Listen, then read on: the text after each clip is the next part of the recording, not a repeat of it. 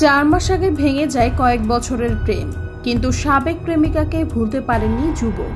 প্রায় যোগাযোগ করার চেষ্টা করেন, কিন্তু বারবারই প্রত্যাখ্যান। হঠাৎই জানতে পারেন তার সাবেক প্রেমিকা অন্য একজনের সঙ্গে সম্পর্কে জড়িয়েছেন। তাই রেগে গিয়ে কৌশলে ডেকে 4 বন্ধু মিলে ধর্ষণের অভিযোগ উঠেছে।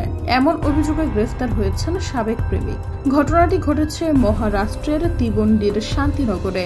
ভারতীয় সংবাদ মাধ্যমের খবরে বলা হয়, ওই এলাকার 22 বছর বয়সী তরুণীর সঙ্গে প্রেম করতেন একই গ্রামের যুবক। গত কয়েক বছর ধরে দুজনের মধ্যে প্রেমের সম্পর্ক ছিল, কিন্তু 4 মাস আগে বিচ্ছেদ ঘটে। পুলিশ সূত্রে জানা গেছে, ওই তরুণী অন্য একজনের সঙ্গে সম্পর্কে জড়িয়ে পড়েন, যা মেনে নিতে পারেননি তার সাবেক প্রেমিক। বন্ধুদের সঙ্গে পরামর্শ করে তাকে অপহরণ করার পরিকল্পনা করেন তিনি।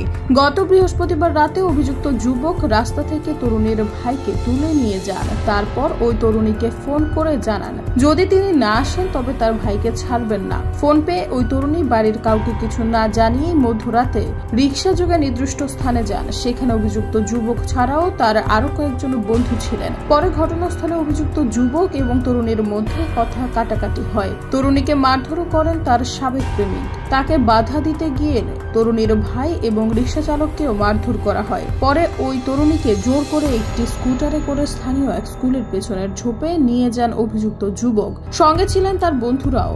সেই ঝোপের মধ্যেই ওই তরুণীকে 4 জন মিলে ধর্ষণ করেন।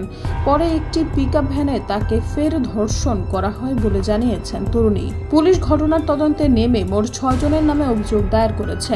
তাদের মধ্যে 4 জনের বিরুদ্ধে অপহরণ এবং গণধর্ষণের মামলা দায়ের হয়েছে। বাকি 2 জনের বিরুদ্ধে শুধু অপহরণের মামলা দায়ের করে তদন্ত শুরু করেছে পুলিশ। এই ঘটনায় জড়িত থাকার অভিযোগে পুলিশ মূল অভিযুক্তকে গ্রেফতার করেছে, বাকিদের খোঁজ চলছে।